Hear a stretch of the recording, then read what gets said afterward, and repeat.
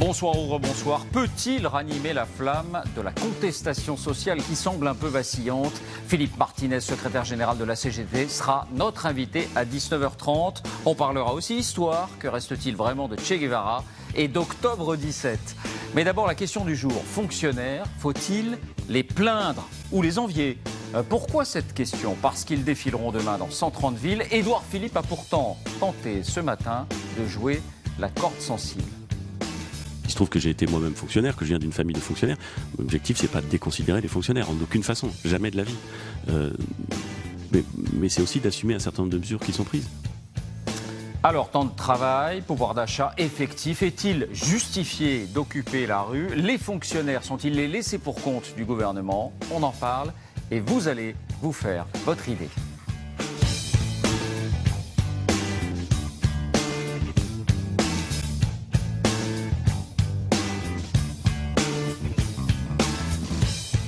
Voilà, et pour en parler avec nous autour de cette table, j'ai le plaisir d'accueillir Éric Heyer, économiste à l'OFCE, un institut, disons, classé au centre-gauche, un institut keynésien. Indépendant, bien sûr, mais qui appartient à Sciences Po. Qui appartient à Sciences Po, mais je parlais de son orientation. Agnès Verdier-Molinier, directrice de l'IFRAP, un think tank classé plutôt libéral. Indépendant. Indépendant aussi, mais... Danielle Simonet, bonsoir à vous, coordinatrice du Parti de gauche et élue à Paris. Et Leïla Comarmon, journaliste aux Échos, bonsoir à vous aussi. Premier tour de table, c'est presque une question, une réponse par oui ou par non. Les fonctionnaires sont-ils à plaindre ou à envier? Éric Heyer. Non, je pense qu'on peut vraiment pas répondre à cette question. Vous voyez, c'est trop large, les fonctionnaires. Il y a effectivement des catégories A et des catégories C. On ne peut pas comparer ces deux catégories-là. Donc je pense qu'il faut rentrer dans le détail. Et à mon avis, il n'est pas bon justement de répondre par oui ou par non. Agnès Verdier-Molinier. La question, c'est est-ce qu'il y a des choses à faire évoluer? Est-ce qu'il faut réformer? Est-ce qu'il faut changer le statut? Est-ce qu'il faut changer le temps de travail? La façon d'évaluer les agents? Oui, il y a plein de choses à faire. Est-ce que les règles dans le public et dans le privé sont les mêmes? Non. Est-ce que la mobilité doit exister beaucoup plus entre public et privé? Oui. Donc, je crois que plutôt que de manifester contre toute modification, il vaut mieux envisager comment on fait pour avoir une administration du 21e siècle. Danielle Simonet. Je poserais plutôt une autre question. Est-ce qu'il faut défendre et soutenir nos services publics? Est-ce qu'il est important d'augmenter justement le nombre de fonctionnaires pour améliorer la qualité de ce service public et l'étendre? Et est-ce que justement les services publics, c'est pas justement la propriété de celles et ceux qui n'en ont pas, nos biens communs? Et donc, quand les fonctionnaires se mobilisent, est-ce que c'est pas simplement pour eux, mais aussi pour l'intérêt général, pour la République? Parce qu'il n'y a pas de République sans service public. Leïla Comarmon. Et moi, je vous répondrai en constatant que en 2014, dernier taux connu, le taux de sélectivité des concours a été à un plancher. Ça veut donc dire que le statut de fonctionnaire n'attire plus autant qu'avant. Et je pense que ça doit nous amener à nous poser beaucoup de questions. D'abord, fonctionnaire, c'est pas un métier. Et entre le jardinier qui a rêvé de faire ça toute sa vie dans le petit village de Corse et le prof de fac qui, lui, travaille sur un sujet qui peut nous paraître absconce, mais ou qui l'ingénieur le passionne, ou l'ingénieur, enfin bref, la fonction publique est diverse et il ne faut jamais l'oublier, à mon avis. Alors, avant de vous entendre plus longuement, on met les choses à plat. Voici les indispensables avec Justine Corbillon. Bonsoir Justine. Alors on va ce soir se livrer à un exercice, le côté pile et le côté face. D'un côté les griefs des fonctionnaires contre le gouvernement et de l'autre les coups de pouce mis en avant par ce même gouvernement à l'égard des fonctionnaires. On commence avec les griefs des syndicats de fonctionnaires. Oui, Justine. Il y en a au moins quatre décisions du gouvernement qui vont les amener à manifester demain. La première d'entre elles, c'est cette fameuse hausse de la CSG. La CSG, contribution sociale généralisée, c'est un impôt payé par tous les Français qu'Emmanuel Macron souhaite augmenter d'1,7 point. Tout le monde sera donc impacté. Sauf que pour certains, il va y avoir des compensations pour les salariés du privé. Par exemple, Emmanuel Macron a annoncé une suppression des cotisations salariales. Conséquence directe, leur salaire net va augmenter. Pour eux, cette hausse de la CSG est compensée Problème pour les fonctionnaires, ces fameuses cotisations n'existent pas. Pour l'instant, il n'y a donc pas de compensation. Ils ont peur d'y perdre en pouvoir d'achat. Deuxième raison de la colère, c'est ce jour de carence dans la fonction publique, sa suppression. Il faut rappeler que c'est un petit peu un feuilleton politique depuis plusieurs années, car il a été mis en place en 2012 sous Nicolas Sarkozy, puis supprimé 2 ans plus tard par François Hollande et à nouveau rétabli en ce moment par Emmanuel Macron. Pourquoi le rétablit-il ? Eh bien, pour limiter l'absentéisme des fonctionnaires qui, jusqu'à présent, lorsqu'ils étaient malades, recevaient dès le premier jour une indemnisation de la sécurité sociale. Maintenant, ce sera le 2e jour. C'est ce qu'on appelle le jour de carence. Pour information, dans le privé, c'est 3 jours. On est indemnisé à partir du 3e jour de maladie. En tout cas, Emmanuel Macron mise pour cela, en tout cas, sur une économie de 170 millions d'euros par an. La hausse de la CSG, David, le rétablissement du jour de carence. 3e raison de la colère, le gel du point d'indice. C'est ce point qui sert à calculer la rémunération des fonctionnaires. Petit point historique, là encore, sous François Hollande, il avait été augmenté 2 fois, en tout plus 1,2%. C'est terminé pour l'instant sous le gouvernement d'Emmanuel Macron, qui veut donc geler ce point d'indice. Les salaires des fonctionnaires n'augmenteront pas, car Emmanuel Macron le sait, c'est là qu'il peut faire des économies. Quand on augmente d'1%, l'État dépense 2 milliards d'euros par an. Autant d'argent qui ne sera donc pas dépensé. 4e et dernière raison de la colère, c'est cette promesse de campagne, ces fameuses suppressions de postes. 120 000 postes supprimés dans la fonction publique. Pour l'instant, il n'y en a pas eu beaucoup, mais on voit bien que c'est l'accumulation de ces 4 raisons qui provoque la grogne. Les fonctionnaires se considèrent stigmatisés par l'État. Oui, 1600 postes supprimés dans le budget 2018. À ce rythme-là, c'est vrai qu'on ne voit pas très bien comment on arriverait à 120 000 postes. Alors ça, c'est le côté pile. Quelles sont maintenant les mesures pour les fonctionnaires que le gouvernement met en avant ? Alors on voit en tout cas qu'en cette veille de manifestation, c'est un peu tout le gouvernement qui part en campagne dans la presse depuis ce matin, justement pour calmer cette grogne. D'abord, Édouard Philippe, dès ce matin à la radio, sur ce premier point, la hausse de la CSG, il a promis qu'elle serait compensée aussi pour les fonctionnaires. Comment ? En baissant, pour ceux qui en payent, leur contribution. C'est l'équivalent des cotisations salariales dans le privé. Et puis pour ceux qui n'en payent pas, en leur versant des primes. Mais les syndicats ne sont pas convaincus par cette annonce, car on l'ignore encore le montant et le mode de calcul de ces primes. Tous les fonctionnaires pourraient ne pas être compensés. Deuxième personnalité du gouvernement qui va partir en campagne pour défendre ces mesures, c'est Bruno Le Maire, le ministre de l'économie. À propos du pouvoir d'achat des fonctionnaires cette fois, il explique, Bruno Le Maire, notamment dans Les Échos, que leur salaire n'a cessé d'augmenter ces dernières années. Il se base sur le dernier chiffre de l'INSEE. En 2015, plus 0,4%. Il explique surtout que ça va continuer en 2017 avec environ une augmentation de 3%, notamment grâce aux mesures du précédent gouvernement de François Hollande. Bref, d'après lui, les fonctionnaires ne sont pas à plaindre car leur niveau de rémunération n'a pas baissé. Et enfin, vous en parlez à l'instant, 3e porte-parole, Gérald Darmanin, le ministre de l'Action et des Comptes Publics, qui a en effet annoncé en septembre dernier moins de suppression de postes de fonctionnaires que prévu. Vous l'avez dit à l'instant, seulement 1600 pour le budget en tout cas de 2018. Alors cela ne veut pas dire que cette promesse des 120 000 ne sera pas tenue, ça veut dire que pour l'instant, en cette rentrée sociale chargée, on en annonce que 1600, c'est à peine 1% des 120 000 annoncés. Merci Justine. Alors pour que ça soit clair, on va progresser, si vous le voulez bien, point par point, et on va d'abord parler du pouvoir d'achat. Le point d'indice qui est gelé cette année, après avoir été dégelé pendant une année, il y a eu 2 augmentations de 0,6% successives. Le point d'indice n'est pas le seul indicateur, parce qu'il y a aussi l'avancement automatique de tous les fonctionnaires qui fait une augmentation à peu près de 2%, en tout cas de la masse salariale globalement. Éric Heyer, ces dernières années, les fonctionnaires ont-ils été, du point de vue du pouvoir d'achat, avantagés ou désavantagés ? On va dire plutôt désavantagé. Alors, je vais essayer de m'expliquer. C'est-à-dire que, globalement, ce qu'il faut avoir, c'est effectivement qu'on progresse, parce qu'avec l'ancienneté, c'est à peu près normal. Ce qui est important, c'est de dire que sur les 7 dernières années, il y a eu une augmentation que de 1,2 du point. Qu'est-ce que ça veut dire ? Ça veut dire que, alors que l'inflation a été, au cours des 7 dernières années, un peu supérieure à 7% quand je cumule l'inflation de ces 7 ans. Ça veut dire qu'aujourd'hui, un professeur qui est engagé aujourd'hui, au bas de l'échelon, a un pouvoir d'achat d'environ 6% inférieur à un pouvoir d'achat du professeur qui est embauché il y a 6-7 ans. C'est-à-dire que, vous voyez que ça, c'est important à rappeler. C'est-à-dire que globalement, ça progresse, mais qu'il y a des situations individuelles où, quand on ne change pas d'échelon, on reste au même niveau. Au recrutement. C'est-à-dire que, ça a été dit en introduction, on a du mal à recruter. Mais aujourd'hui, le pouvoir d'achat d'un professeur est à peu près 6% inférieur à celui qu'il était il y a 6-7 ans.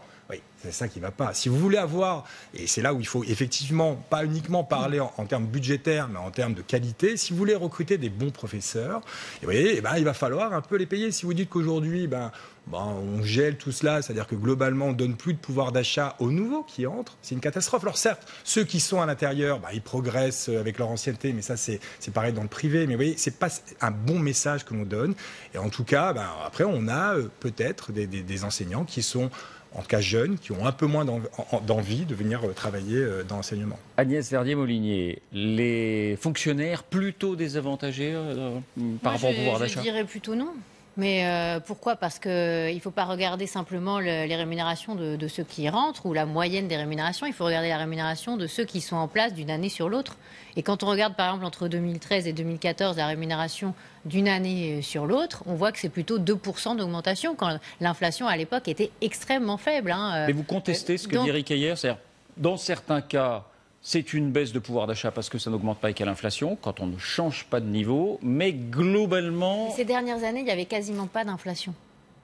On était parfois à 0,2 d'inflation, 0,5, et on voit qu'à chaque fois, quand on regarde la rémunération des personnels en place, ce sont des chiffres officiels, les chiffres de la DGAFP, la Direction Générale de l'Administration de la Fonction Publique, et ils montrent bien qu'on est plutôt à 2% d'augmentation.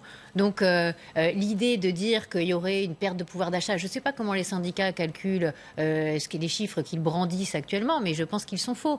Parce qu'ils se focalisent aussi toujours sur la question du point d'indice, alors qu'en réalité, ce n'est pas parce que vous gelez le point d'indice que vous gelez l'évolution des rémunérations dans la fonction publique. C'est ce qu'on disait. Le point d'indice, c'est l'augmentation générale pour tout le monde. Il faut vraiment le comprendre. Dans la fonction publique d'État, par exemple, donc, toutes les administrations qui travaillent pour l'État central, il y a 20% de primes sur les rémunérations.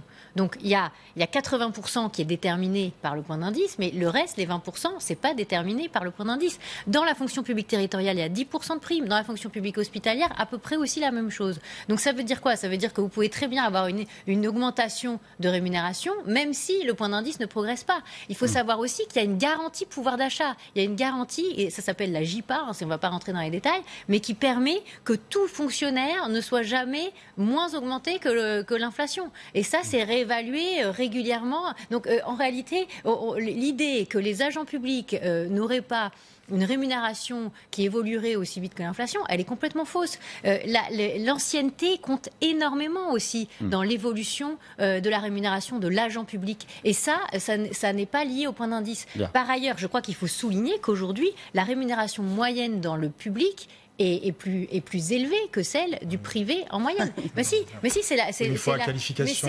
Et comparer en fonction des niveaux de qualification. Et donc là, si on regarde fonction publique d'État et le secteur privé, là vous avez énormément de catégories A, vous avez plus de catégories A. Bon, et là, vous voyez très bien que la rémunération, elle est plus importante. Réponse de Daniel Simonet. Bien sûr que non. À qualification égale, il est évident, les chiffres sont formels, on est moins bien rémunérés dans le secteur public et dans le secteur privé. C'est pas forcément Par contre, ce qu'il faut réaliser, c'est que depuis les années 2000, il n'y a quasiment pas eu d'augmentation et ça fait 7 ans qu'on a ce gel du point d'indice. Augmentation générale, vous voulez dire. Exactement. Et donc les fonctionnaires ont eu un pouvoir d'achat qui a diminué en moyenne de 14%. Malgré l'avancement. Oui, tout à fait. Par exemple, un agent de catégorie C, donc c'est le premier niveau, eh bien, quand il est à 1 200 € par mois, eh bien, il a perdu environ 168 € de perte sur la feuille de paye au niveau du mois. Quand vous êtes en catégorie B, eh bien, pour 1 500 € par mois, vous avez perdu 210 €. Quand vous êtes en catégorie A, donc les enseignants, eh bien, à 2 000 € par mois, vous avez perdu environ 280 €. Donc c'est très conséquent. Et je le répète, ce qui est important, c'est bien de comprendre dans quel projet de société nous sommes quand nous défendons les services publics. Nous défendons des biens communs. C'est-à-dire que nous estimons que les services publics, quand on dit que c'est la propriété de celles et ceux qui n'en ont pas, eh bien, on se dit que ce soit pour l'école, que ce soit pour la santé. On souhaite que ça sorte du secteur marchand et on socialise une partie des revenus par le biais de l'impôt, par le biais des cotisations sociales, pour financer ces services publics. Et donc les fonctionnaires servent ces services publics, il faut les rémunérer dignement. Léla de Comarmont, peut-être que vous allez mettre tout le monde d'accord. Globalement, ça augmente ou ça augmente pas, ou bien c'est difficile de faire une moyenne. Moi, je vais vous poser une question. Est-ce que les salariés sont trop payés dans le privé ? Et est-ce qu'on peut comparer le salarié d'une toute petite PME, Quoique s'il est plombier, d'ailleurs, il sera plutôt bien payé. Ou le salarié de chez Lidl, tiens, avec un salarié d'une grande entreprise. Disparité des situations. La disparité des situations est énorme. On a évidemment nécessité ensuite d'identifier des moyennes pour discuter. Mais ce que je pense très important à comprendre, c'est qu'à force de faire des généralités, on se retrouve avec des conclusions qui peuvent être trop hâtives.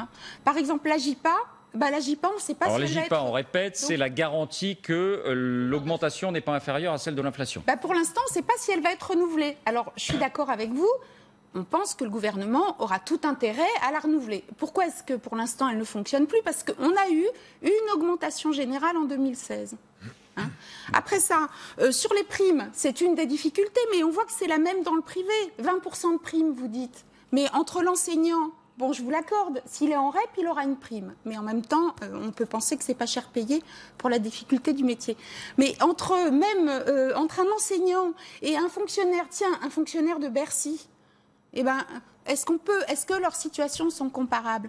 C'est une des difficultés, et d'ailleurs aussi dans le privé, parce que entre ma convention collective des journalistes, qui prévoit un avancement à l'ancienneté, oui, comme dans le privé, comme dans le public, qui est une convention historique, et la convention collective dans le commerce.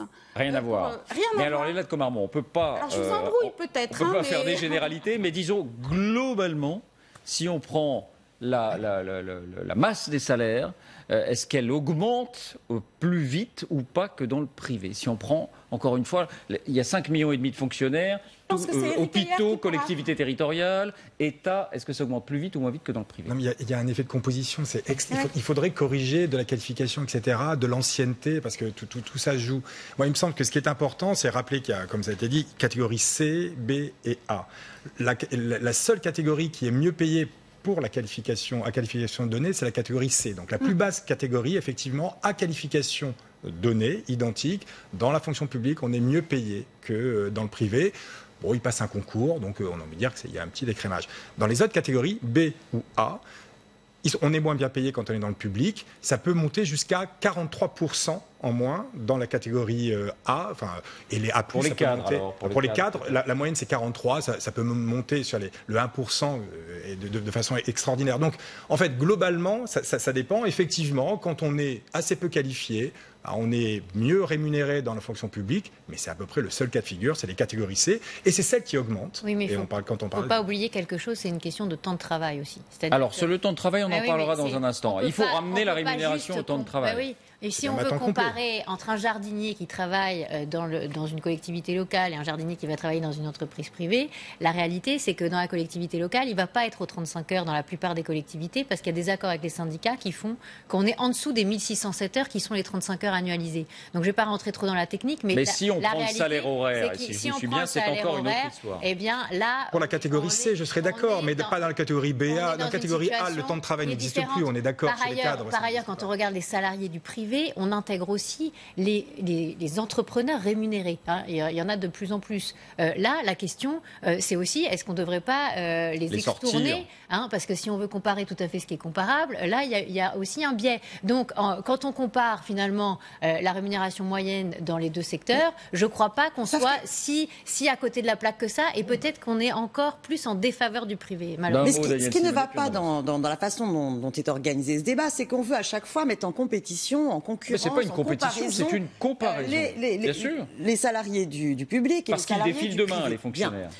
Mais pourquoi est-ce qu'on ne mettrait pas en comparaison celles et ceux qui travaillent dans ce pays et donc qui vivent de leur travail et ceux qui ne vivent que de la rente? Ça serait c'est un sujet intéressant dont on a beaucoup parlé ici, mais parce que là, c'est les fonctionnaires qui défilent. Je vais vous dire une chose. Quand les fonctionnaires défilent, d'abord, ils ne défilent pas pour eux contre les intérêts des autres. Ils défilent à la fois, bien sûr, pour défendre leur statut, leurs conditions de travail, leur rémunération, leurs droits, mais ils défendent pour toutes celles et ceux citoyens de la République qui ont besoin de ces services publics, et toute avancée dans le service public peut aussi se traduire par une avancée dans le secteur privé. L'inverse est hélas vrai. Quand vous avez un gouvernement qui s'attaque au code du travail, vous pouvez être sûr que dans le mois qui suit, il va s'attaquer ensuite à la fonction publique, et c'est exactement ce qui est en train de se faire. Parce qu'on veut nous faire rentrer une petite musique qui est que, oulala, nos fonctionnaires, ça nous coûte très cher, les services publics, ça nous coûte très cher, et finalement, le travail nous coûte très cher. Or, aujourd'hui, Qu'est-ce qui coûte cher? C'est plutôt la rémunération du capital. Vous avez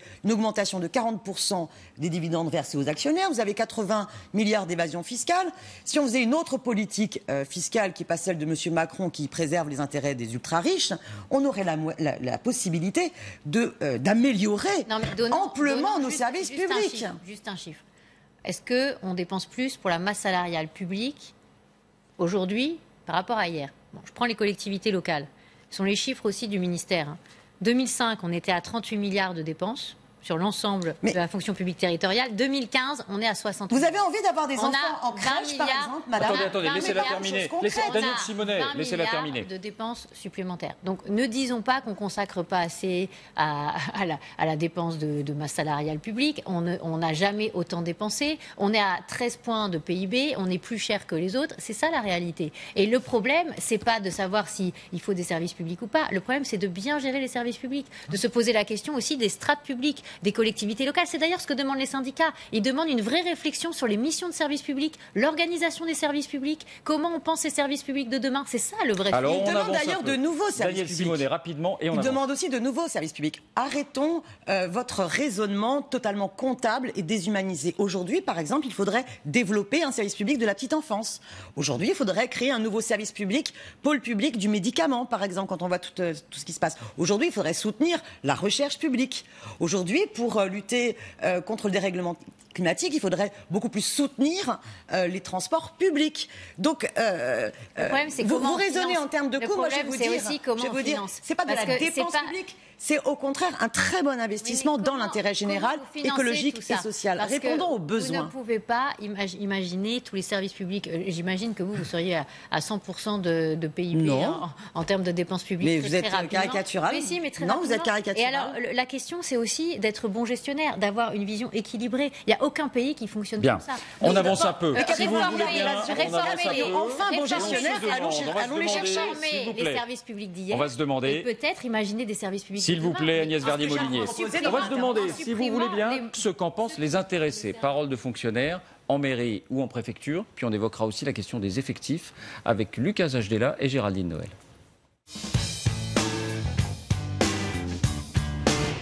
J'ai postulé à la mairie de Paris parce que c'était la sécurité de l'emploi. Je travaillais pour la ville de Paris et avant j'étais dans le privé et du coup dans le public j'ai plus d'avantages et aussi surtout pour la sécurité de l'emploi. Le centre où je suis, c'est un centre de santé en fait. Il ouvre à 8h45 mais j'y suis vers 8h30, 35. Donc j'ai beau finir à 17h15, je commence quand même très tôt. Donc après il faut voir chacun. Je pense que voilà, dans l'ensemble on travaille quand même. Il y a peut-être quelques-uns qui font rien mais je pense que dans l'ensemble on bosse quand même, quoi. Les choses vont se durcissant maintenant. Nos conditions de travail ne s'améliorent pas. Je suis cadre moyen et je suis même, j'ai une fonction auprès de la directrice où je travaille. Je fais du secrétariat parfois, parce qu'il n'y a pas de secrétaire. Cette année, j'ai déclaré moins d'impôts que l'année dernière. Donc on ne peut pas parler d'évolution, puisque par rapport au coût de la vie, il y a une nette diminution. C'est vrai que j'ai que 2 000 € et quelques par mois. Au bout de 35 ans d'administration, c'est pas énorme, hein, vous me direz. Mais bon, je suis obligée de faire avec. Hein, donc je suis obligée de faire des choix, c'est vrai.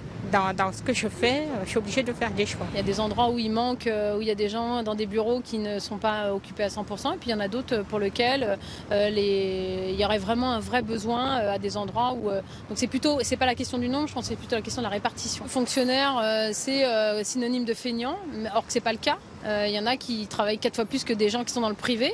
Et puis inversement, effectivement, il y a sûrement des gens qui sont moins actifs, moins actifs, je dirais. Mais autrement, stigmatisé, moi, jamais personne ne m'a montré du doigt parce que je suis fonctionnaire. C'est vrai qu'on est souvent, on est souvent un fonctionnaire et on n'est pas un ingénieur, on n'est pas un responsable de service, voilà. Et c'est vrai que je vous avoue qu'aujourd'hui, je le comprends pas. Je le comprends pas. Personne ne se présente comme quelqu'un qui travaille dans le privé. Voilà, on occupe toujours une fonction, on occupe un rôle dans une structure. Et oui, je trouve qu'il y a quand même quelque chose de stigmatisant pour les agents du service public. Voilà, fonctionnaire, un statut, encore que, il y a plusieurs statuts, mais beaucoup de réalités et beaucoup de métiers. Léla de Comarmont, on entend souvent qu'il y a trop de fonctionnaires. C'est un peu aussi ce que disait Emmanuel Macron quand il disait qu'il faut réduire leur nombre de 120 000. Mais on entend aussi qu'il y a des fonctionnaires qui disent « nous, on est à l'os ». Alors où est la vérité ? La vérité, c'est qu'à ne faire que du comptable, on aboutit à des déséquilibres extrêmes et parfois des décalages vis-à-vis de l'évolution de la société. C'est-à-dire C'est-à-dire que si on a besoin d'enseignants, on va prendre un exemple simple, l'enseignement professionnel. Vous avez des filières avec des enseignants. Ces enseignants, si leur métier se casse la figure, si le métier auquel ils forment se casse la figure, vous en faites quoi de ces gens-là? Donc, adapter la fonction publique à la société, à l'évolution de la société, c'est un énorme travail et qui ne peut pas se faire à la schlag, qui peut se faire, on parle de formation pour les salariés du privé, qui peut se faire par la formation. Il y a peut-être des viviers financiers dans le coût de la formation initiale des fonctionnaires. Vous vous retrouvez avec des fonctionnaires qui passent des concours pour changer de poste et qui doivent revenir dans l'école de la fonction publique, ça coûte de l'argent. Enfin bref, vous voyez, c'est pas un truc, c'est pas un chiffre en fait, le nombre d'emplois. Ce sont des réalités. Éric Heyer, on entend dire que le nombre de fonctionnaires dans les collectivités territoriales a été multiplié par 2,5 en 20 ans. C'est vrai et c'est justifié ou pas? Alors peut-être que plus globalement, est-ce qu'on a trop de fonctionnaires? En gros, il faut le ramener au pourcentage de la population, enfin au nombre de la population. Donc en gros, il y a 82 fonctionnaires en France pour 1000 habitants. Alors est-ce que c'est beaucoup? Quand on regarde, il y en a 60 en Allemagne, donc c'est plus qu'en Allemagne. Mais dans les pays scandinaves, Suède, Danemark, Norvège, c'est entre 120 et 140. Donc vous voyez qu'on est dans une moyenne haute, mais on n'est pas non plus de façon déraisonnable. Autre point important, c'est qu'il ne faut pas confondre fonctionnaires et emploi public. Vous voyez, quand on regarde les emplois publics, si vous regardez les États-Unis, il n'y a pas un fonctionnaire. Pourtant, il y a des policiers, il y a la justice, etc. Donc, quand on regarde l'emploi public, alors là, c'est intéressant parce que États-Unis est à 130 pour 1000 habitants, la France est à 127. Donc, il y a moins d'emplois publics en France pour 1000 habitants qu'aux États-Unis. Et il y en a autant en Allemagne, au Royaume-Uni, en France, c'est 127. Donc, vous voyez, ça, c'est assez intéressant. Ce qui change, c'est les statuts. C'est le statut. C'est-à-dire qu'on, voilà. Donc, là, on positionne-nous sur les statuts. Et après, pour répondre à votre question, c'est qu'effectivement, quand on regarde d'un point de vue de l'État, parce qu'il y a État, hôpital, pour faire simple, et collectivité locale.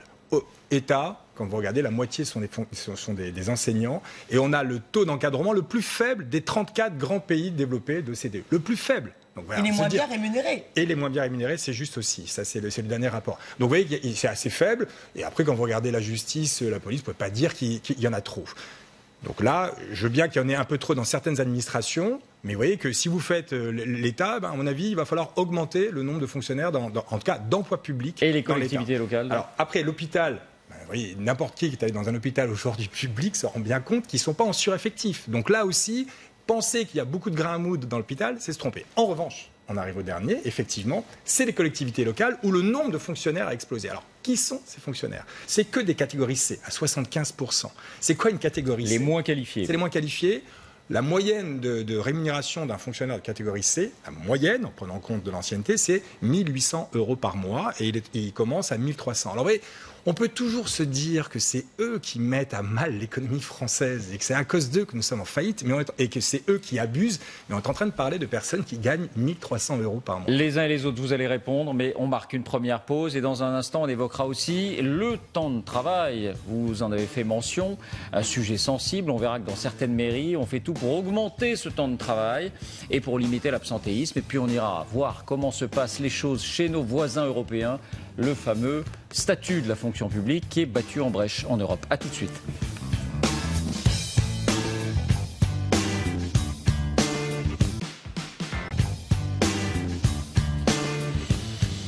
Bonsoir ou rebonsoir. Les fonctionnaires sont dans la rue demain. Faut-il les plaindre ou les envier? On en parle avec Éric Heyer, avec Agnès Verdier-Molinier, avec Daniel Simonet et avec Léla de Comarmont. Et je voudrais maintenant qu'on parle, on était en train de le faire, de la question des effectifs, mais aussi du temps de travail, les 35 heures, l'absentéisme. Certaines mairies prennent l'initiative. Reportage Hortense Villatte et Frédéric Jolfre.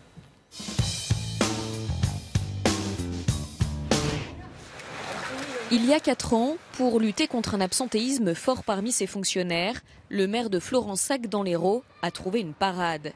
Verser à ses agents les plus assidus 50 € de plus par mois, jusqu'à 600 € sur l'année. Seule condition pour en bénéficier, l'agent ne doit jamais être absent. Les effets de l'instauration de cette prime ont été immédiats. Au mois de mars, j'ai eu un lumbago et je suis venue travailler malgré tout. Oui, parce que je savais que Ça faisait 50 € en plus ce mois-là, quoi. Voilà.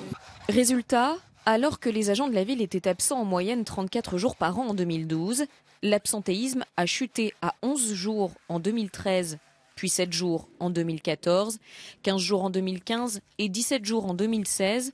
Une légère remontée, mais toujours une économie importante pour la mairie. En 2012, la commune estimait le coût de ses absences à 218 000 € par an.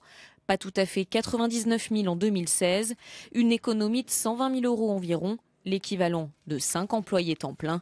Un système où tout le monde se dit gagnant. On peut appeler ça une carotte, mais bon, c'est un truc très intéressant. Comme vous savez, dans l'administration, on ne gagne pas beaucoup. Et ça fait un peu de bien au portefeuille. Voilà. Le salaire d'un fonctionnaire est très bas. Il faut savoir qu'un catégorie C qui rentre dans une collectivité locale, on est obligé d'abonner son salaire de prime pour qu'il soit au SMIC. Donc quand on paye les gens fort peu et qu'on a des exigences envers eux, je crois qu'il faut savoir les gratifier. D'autres villes ont-elles misé sur une prime au mérite? Un mode de rémunération bien connu du secteur privé mais mis en place dans le public il y a 2 ans seulement. Suresnes, dans les Hauts-de-Seine, a été la première commune à l'appliquer. Ici, les agents sont sanctionnés ou récompensés financièrement en fonction de leur performance. Puis nous fixerons ensemble les objectifs pour ton année 2016. La prime de base fixée à 100 € peut donc être revue à la hausse ou à la baisse. Au final, un excellent agent peut empocher 175 € par mois en plus et un autre dont le travail est jugé insuffisant, seulement 25. Ceux qui sont les plus impliqués d'une certaine manière, il ne faut pas les démotiver. Et en même temps, ceux qui ne sont pas très motivés, si on peut trouver un moyen de les motiver davantage, il ne faut évidemment pas hésiter à le faire. L'an passé à Suresnes, sur les 1030 agents évalués, plus de 20% ont vu leur prime augmenter, seulement 3,6% diminuer. Voilà, une prime de présence et puis une prime au mérite. Est-ce que ça n'est pas tout de même le signe, Daniel Simonet, que dans la fonction publique, la gestion des salariés n'est pas toujours idéale et que ça peut avoir des effets pervers? Non, on est au contraire en train de vouloir prendre les méthodes du management privé et de les plaquer sur la fonction publique. Et c'est assez catastrophique. On est en train de, bien sûr, parler, par exemple, moi j'ai beaucoup parlé avec celles d'ailleurs, parce que c'est surtout des femmes qui travaillent dans le secteur de la petite enfance ou dans le secteur hospitalier ou bien auprès des personnes âgées et qui vous disent, ben voilà, ce management fait qu'on nous culpabilise si on est malade, sauf qu'à un moment donné, je veux dire, une maladie contagieuse, c'est catastrophique. Quel est le coût en termes de santé publique de dissuader les gens de prendre un arrêt de travail quand ils sont malades? Enfin, je veux dire, c'est totalement irresponsable. Il n'y a pas un absentéisme supérieur dans la fonction publique? Bien sûr qu'il y a un absentéisme qui est important et qui généralement révèle une souffrance au travail. Je peux vous dire que dans les secteurs qui sont comme ça, mis sous tension, où on ne donne plus les moyens de bien faire son travail et qu'il y a une souffrance sur la perte du sens du travail. Prenez par exemple... Pardon, il n'y a pas d'absentéisme de confort, jamais? Non, je pense que comment dire, dans la fonction publique, et moi je peux vous dire que les agents que je rencontre, notamment au niveau de la ville de Paris, ils sont attachés au sens que ça a, leur métier, leur profession, leur engagement. Un engagement de service public. Sauf que quand on leur demande, dans une structure de personnes âgées, dans un EHPAD, eh bien de compter et de ne pas donner plus de temps à la toilette d'une personne âgée, et de vraiment à chaque fois chronométrer et de rendre compte de manière comptable de leur activité, c'est plus le sens qu'ils donnent à leur activité professionnelle. Alors il y a des effets pervers? Une souffrance et un absentéisme qui est provoqué par une dégradation extrêmement violente des conditions de travail et du sens du travail. Agnès Verdier-Molinier, introduire les méthodes du privé dans le public, ça a plutôt des effets pervers? Non, mais c'est très bien, au contraire. Et d'ailleurs, ce qui est dommage, c'est que le statut public ne soit pas du tout prévu pour. Ce qui n'est pas dit dans le reportage, c'est qu'il y a énormément de départements et de villes qui ont essayé de mettre en place ces primes de présentéisme, que finalement ça a été porté au Conseil d'État et que dans certains cas, heureusement elles ne vont pas toutes au Conseil d'État, mais dans certains cas le Conseil d'État a cassé la possibilité de mettre en place ces primes de présentéisme. Parce que vous dites l'absentéisme est supérieur, notamment dans les collectivités locales? Mais bien sûr, on l'a comparé par exemple sur les régions, on a travaillé sur tous les bilans sociaux de toutes les régions de France. Et on a comparé région par région avec les grosses entreprises privées des régions en question. Donc résultat, résultat, on est à 10 jours d'écart, à peu près. Par an? Par an. Là où on est à 27 ou 30 jours, ou parfois même 35 jours d'absence par agent et parent en moyenne dans certaines régions, eh bien, dans le privé, on est plutôt à 15 ou à 17 jours. Et c'est déjà élevé. Je ne dis pas qu'il ne faut pas aussi résoudre le problème de l'absentéisme dans le privé, mais néanmoins, on est sur des écarts qui sont très importants. Sur la ville d'Amiens, on est à 39 jours d'absence par agent et parent en moyenne. Attendez, 39 jours d'absence par agent et parent, ça fait 3 jours par mois. Enfin, si on considère qu'il y a 10 mois travaillés, ça fait un peu plus, 4 jours par mois. Mais c'est beaucoup plus chez les titulaires, c'est-à-dire que les agents qui bénéficient du statut de la fonction publique, qui sont titulaires de la fonction publique, sont à 49 jours d'absence par agent et par an en moyenne. Alors que les contractuels de droit public, ce ne sont pas des contrats de droit privé dans le secteur public, ils sont à peu près un peu plus de 800 000. Donc il faut des travailleurs jetables, les mettre sur un siège éjectable. C'est ça la solution, c'est précariser tout le monde. Autour d'une quinzaine de jours. Il y a entre 49 jours et une quinzaine de jours. Et quand vous dites, madame, vous parlez de la mairie de Paris, moi ça m'intéresse parce que Paris a notamment créé de nouvelles crèches. Vous avez dit tout à l'heure, vous voudriez avoir des crèches, etc. Et bien, les nouvelles crèches qui ont été créées par la mairie de Paris, elles ont été créées souvent en délégation de service public. Exactement. Elles ont été mises en délégation de service public. Pourquoi? Elles ont fait travailler des entreprises. D'ailleurs, je ne suis pas d'accord. Non, mais laissez-moi finir. Attendez, en délégation de service public, qu'est-ce que ça signifie? Ça veut dire que tout simplement, la mairie de gauche, c'était le cas sous Bertrand Delanoë, mais aussi... Non, la mairie qui fait une politique d'accompagnement libéral que je conteste. Non, mais la mairie... Je suis dans l'opposition. Non, mais allons-y, on va rentrer dans ce détail. Parce que quand les collectivités... Délégation de service public, qu'est-ce que ça veut dire? Ça veut dire tout simplement que la mairie a décidé de créer de nouvelles crèches, mais que pour que les parents soient satisfaits, pour avoir une certaine amplitude... Mais laissez-la terminer. Pour avoir une certaine amplitude horaire, pour permettre d'ouvrir tôt et de fermer plus tard, parce que les femmes qui travaillent, on est beaucoup autour de cette table, eh bien, elles ne peuvent pas rentrer à 6 heures le soir chez elles, donc il faut des amplitudes horaires plus larges. La question, c'est aussi l'absentéisme des personnels qui s'occupent des enfants. Et sur certaines crèches de la mairie de Paris, on avait des absences parfois qui étaient tellement problématiques qu'il n'y avait plus personne pour s'occuper des enfants concrètement dans la journée. Et donc la délégation? Eh bien la délégation, ils ont pris une entreprise de crèche, en gros, en l'occurrence c'est la Maison Bleue, mais c'est une entreprise de crèche privée qui aujourd'hui gère des crèches publiques dans Paris et qui le gère très bien. Donc, et qui le gère pour moins cher, c'est-à-dire, ça ne veut pas dire que la dépense est forcément moindre, mais la totalité des heures de garde pour les enfants est supérieure pour une dépense identique. C'est-à-dire que c'est là qu'on rentre dans la question aussi de la qualité du service public. Parce que les personnes y sont moins bien payées, les personnes y sont moins bien payées, ne sont pas fonctionnaires, n'ont pas droit aux mêmes retraites. Voilà. Donc on n'est pas du tout sur le même vous le reconnaissez, c'est le statut et la mauvaise gestion de vous répond, Daniel Simonet. Écoutez, quand vous mettez votre enfant à la crèche, vous ne le mettez pas à la consigne, d'accord? Donc vous souhaitez qu'il y ait des personnels qui soient bien formés, bien rémunérés, bien accompagnés et qu'il y ait un projet autour de cette structure de la petite enfance. Vous voulez dire que dans le privé, c'est pas le cas? Donc je souhaite bien sûr défendre le service public de la petite enfance. Et je peux vous dire qu'il y a eu plus d'une mobilisation justement salariale dans les crèches qui ont montré la différence qu'il y avait entre un fonctionnement d'une crèche privée et d'une crèche publique. C'est évident. C'est évident. En défaveur du secteur public. Mais non, en défaveur du secteur privé. J'aurais juste terminé une phrase. Toute structure privée, et c'est logique, cherche à dégager du bénéfice. Et elle le fait en comprimant les dépenses sur la masse salariale. Quand on veut défendre un service public de qualité, on assume d'y mettre les moyens. Mais c'est vrai que vous défendez une vision, un projet de société qui correspond aux directives libérales, qui veulent marchandiser l'ensemble des activités. Léla de Comarmont. Alors, moi, j'ai eu mon fils en crèche à Paris, c'était public, j'ai pas eu de problème. Mais cela dit, ce qui est vrai, c'est que dans l'histoire de la fonction publique, on ne part pas de rien. C'est-à-dire qu'il y a eu des pratiques, il y a eu des usages qui correspondaient à des époques et qu'effectivement, il en reste quelque chose. Après, la question, c'est de savoir... Qu'est-ce que vous voulez dire? Par exemple, le jour du maire, des tas de... Si on veut parler... Des tas de journées des journées qui non travaillées. Oui, mais si on les remet en cause, enfin, on peut comprendre aussi que des salariés, mais c'est pareil dans le privé, sauf quand ils sont particulièrement affaiblis, auquel cas ils sont obligés de tout accepter.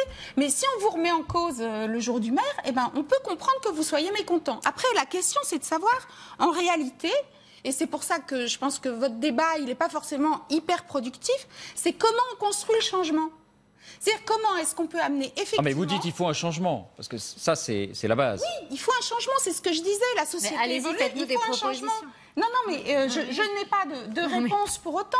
Mais la vraie problématique, et quand on vient à la RGPP de Nicolas Sarkozy... Alors, la réduction générale des politiques publiques qui aboutissait à ne pas remplacer un départ sur 2 à la retraite. Voilà, et où, effectivement, à cette époque-là, il y a eu réduction du nombre de fonctionnaires de l'État. Mais pas au niveau global. Pas de l'État, j'ai précisé. C'est-à-dire que si on fait quelque chose qui, encore une fois, est purement quantitatif, on ne résout pas les problèmes. Ça s'appliquait partout de la même manière. Éric Heyer, j'ai une question simple à vous poser. Pardonnez-moi. Les fonctionnaires travaillent-ils plus ou moins que dans le secteur privé?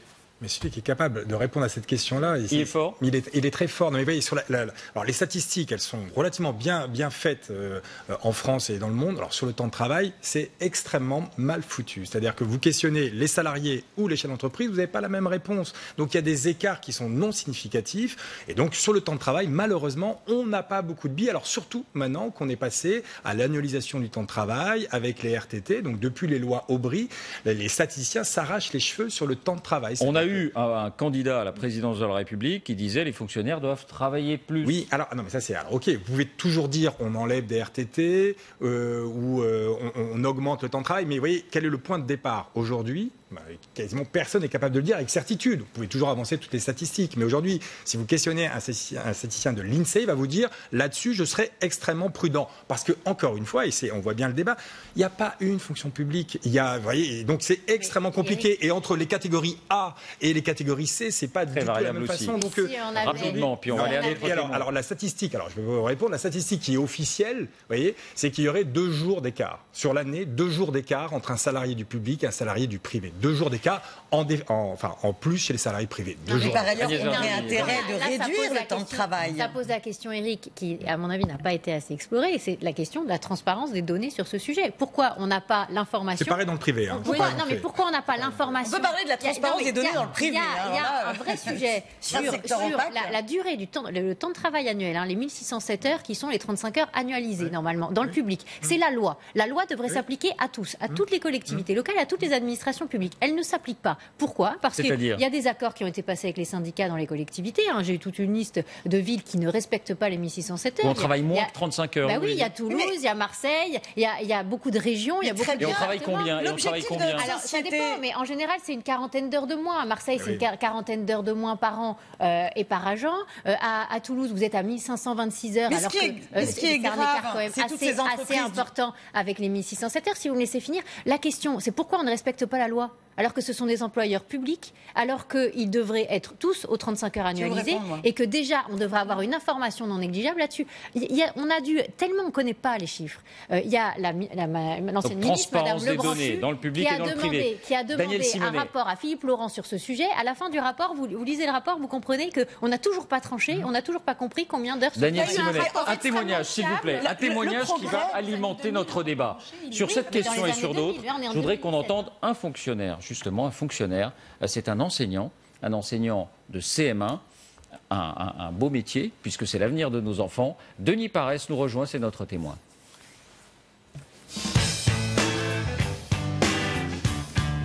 Bonsoir Denis Paresse, soyez le bienvenu. Vous êtes donc professeur des écoles à Paris et adhérent, je le signale, du SNUIPP, le principal syndicat du secteur, classé à gauche. Avez-vous le sentiment, du point de vue des horaires, des congés, de bénéficier d'un régime satisfaisant?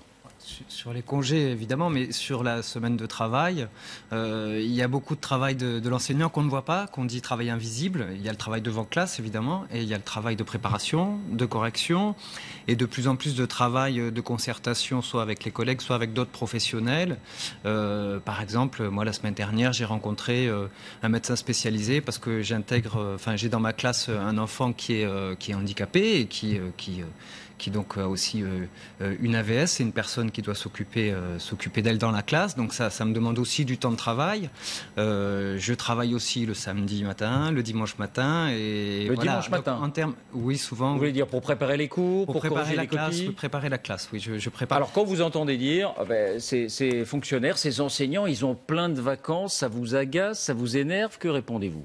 C'est une réalité, on a des vacances, on ne va pas dire qu'on n'a pas de vacances, mais sur le temps de travail des enseignants, le la semaine n'est pas évidente. Et quand on est devant des élèves, c'est difficile, c'est-à-dire que c'est des journées qui peuvent être très denses parce on doit être toujours sur le qui-vive, toujours en train de relancer, c'est pas une même journée. Disons que si on compare une journée de travail devant un ordinateur, hein, même si c'est fatigant, mais il y a une fatigue assez intense devant la classe. Hein, voilà. Alors vous dites, vous gagnez 2150 € net par mois, oui, c'est ça? Oui. Et vous avez combien d'années d'ancienneté? Moi j'ai 17 ans d'ancienneté. Voilà. 17 ans d'ancienneté. Oui. Est-ce que vous estimez que cette rémunération, ramenée à votre temps de travail, ramenée à l'ensemble de vos conditions de travail, est juste, est insuffisante et est suffisamment revalorisée? Si on compare avec la moyenne dans les pays de l'OCDE, on fait partie des moins bien payés dans l'OCDE. Ensuite, on a des carrières qui montent doucement. Et à partir de... Je commence à rentrer dans les échelons, où je vais commencer à gagner un peu plus, mais c'est pas suffisant. C'est-à-dire que la revalorisation qu'on a connue était assez minime. Et puis là, on gèle le point d'indice et la CSG qui risque de ne pas être compensée pour nous fait qu'on risque de perdre en salaire et d'un mot, 1er janvier 2018. Sur une mesure aussi qui sera présente dans les discours demain, dans les défilés, le rétablissement du jour de carence, c'est-à-dire la première journée d'absence, on n'est pas rémunéré, jusqu'à présent on l'était pour les fonctionnaires.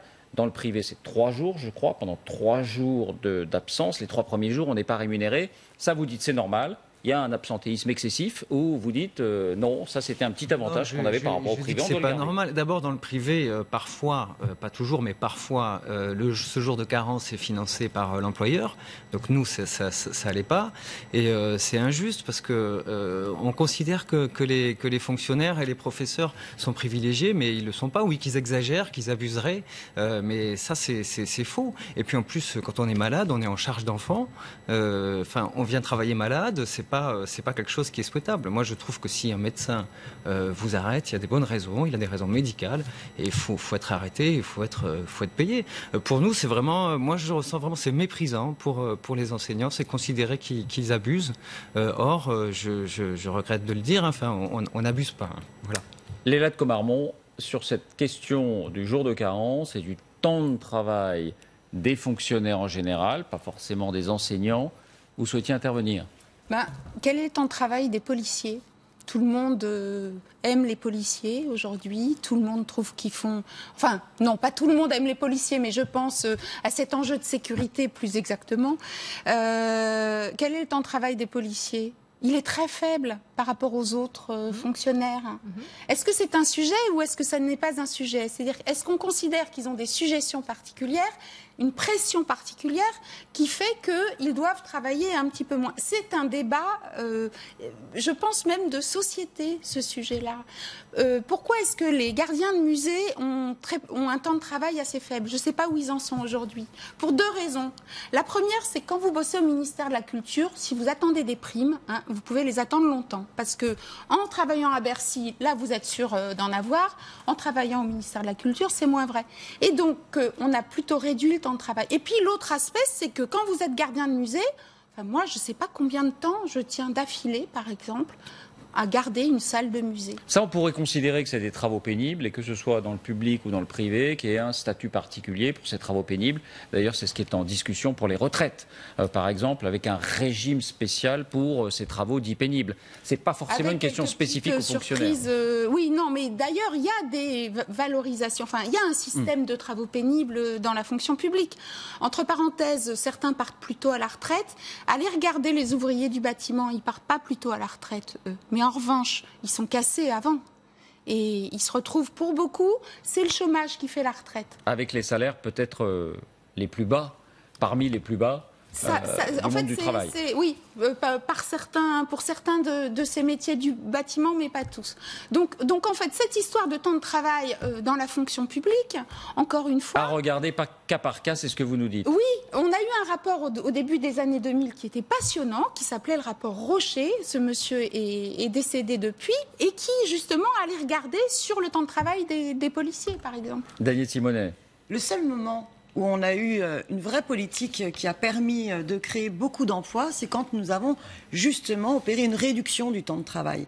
Donc en période justement là de chômage extrêmement massif, la lutte contre le chômage exigerait de nous de réduire le temps de travail, non seulement bien sûr dans la fonction publique, vaste débat, avec de la création d'emplois, mais aussi dans le secteur privé. Et à la France Insoumise, nous défendons cette réduction du temps de travail, c'est-à-dire le respect des 35 heures et tendre vers les 32 heures, dans le public comme dans le privé, parce que c'est ce qui permet justement d'augmenter le nombre de personnes en situation d'emploi.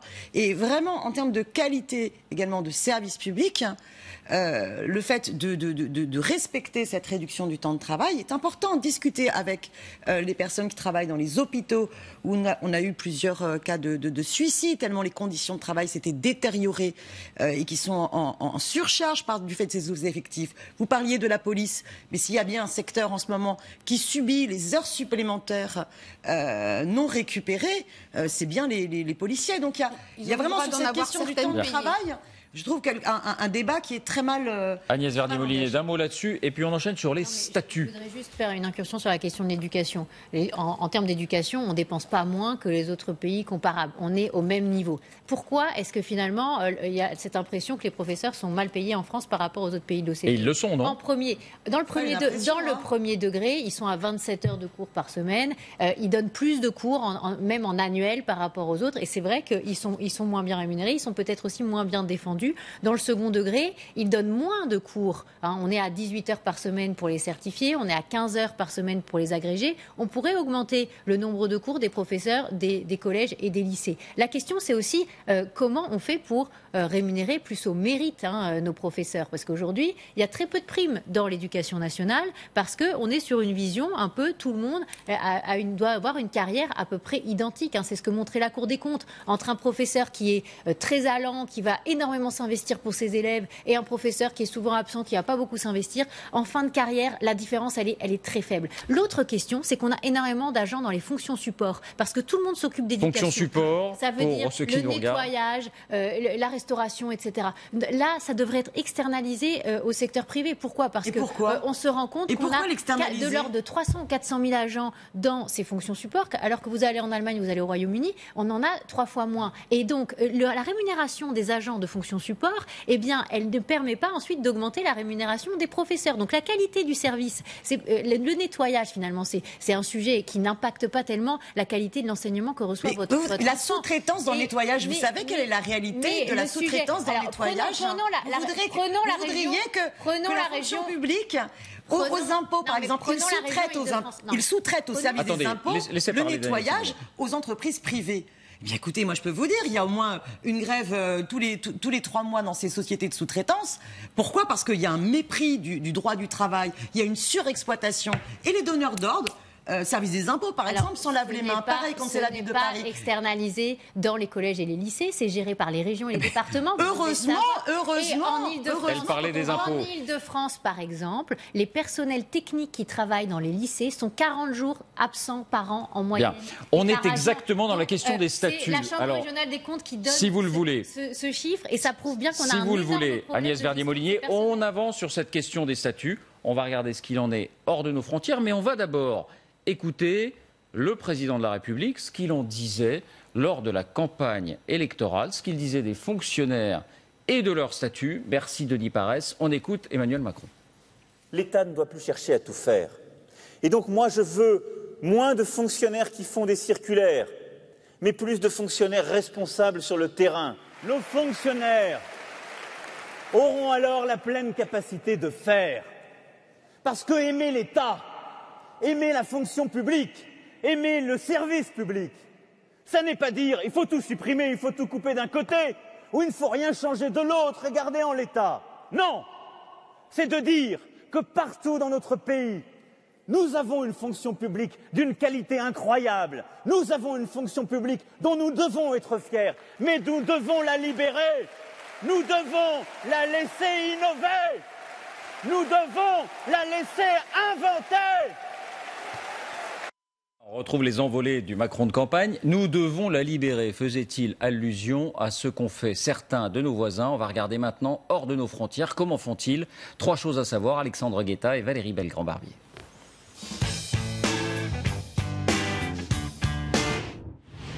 Selon les pays d'Europe, les statuts des agents de la fonction publique diffèrent. Et c'est la première chose à savoir.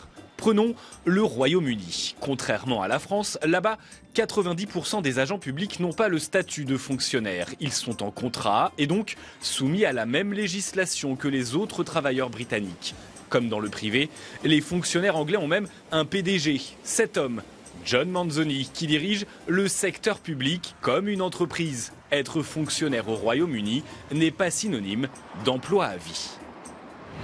Deuxième chose à savoir, la France est le pays qui compte le plus de fonctionnaires. C'est vrai, si l'on considère leur nombre total, 5 200 000. Mais ça ne l'est plus si l'on considère leur nombre par habitant. 80 fonctionnaires pour 1000 Français, c'est plus qu'en Angleterre, où ils ne sont que 45 agents publics pour 1000 habitants. Dans les pays nordiques, c'est l'inverse. La Suède, par exemple, c'est 123 fonctionnaires pour 1000 habitants, l'un des ratios les plus élevés d'Europe. Troisième chose à savoir, la rémunération à l'ancienneté n'est pas partout de mise dans la fonction publique. Si en France, elle est automatique, au Royaume-Uni par exemple, la rémunération des fonctionnaires est liée au mérite et aux performances de chaque agent. Le gouvernement britannique encourage même les recrutements externes plutôt que les évolutions en interne. Résultat, depuis 2011, 68% des postes de hauts fonctionnaires ont été pourvus par des salariés débauchés du secteur privé. En Suède, même constat, les critères de sélection et de rémunération sont avant tout liés au mérite. S'il existe des grilles salariales, chaque salarié de la fonction publique peut tout de même négocier son salaire au cas par cas avec la structure qui l'emploie. Alors sur cette question du statut, je vous propose d'écouter le témoignage d'un journaliste d'un autre pays réputé pour sa qualité de vie et sa dimension sociale. Il s'agit de la Suisse. Richard Verly nous rejoint, c'est notre témoin. Bonsoir Richard Verly. Bonsoir. Soyez le bienvenu. Vous êtes journaliste au quotidien Le Temps. C'est un journal, disons, de centre droit, plutôt libéral. La Suisse a voté par référendum sur le statut des fonctionnaires fédéraux. C'était en 2012. Qu'est-ce qui a changé ? Alors, le référendum était en 2002. 2002, pardonnez-moi. 2002.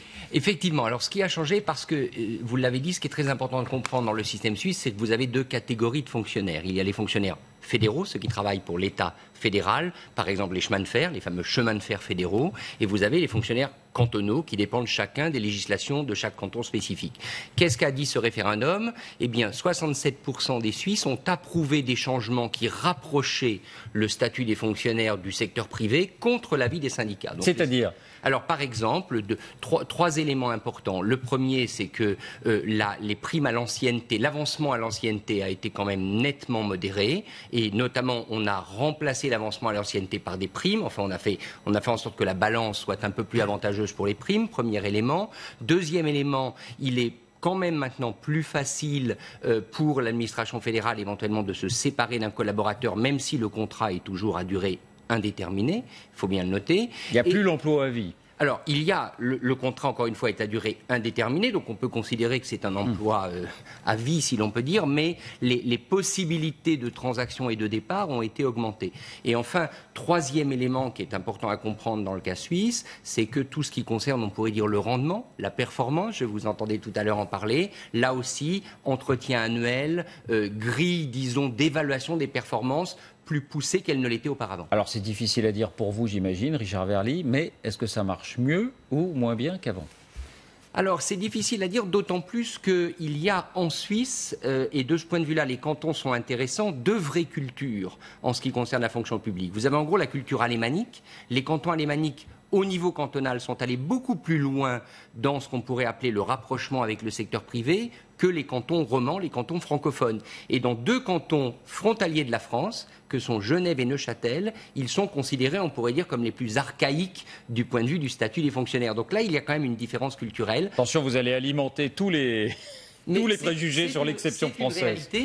Ce ce qui est important de comprendre, c'est qu'il y a des contestations. Les fonctionnaires se battent pour leurs droits, mais il y a un élément très important, c'est que lorsqu'on prend, disons, la catégorie moyenne, prenons les cadres de la fonction publique, leurs rémunérations sont à peu près équivalentes à celles des cadres du secteur privé. Donc un rapprochement là, des rémunérations. Et ça, c'est très important parce que... Mais est-ce qu'on considère que ce service public suisse, en tout cas au niveau fédéral, marche mieux ou moins bien qu'avant ?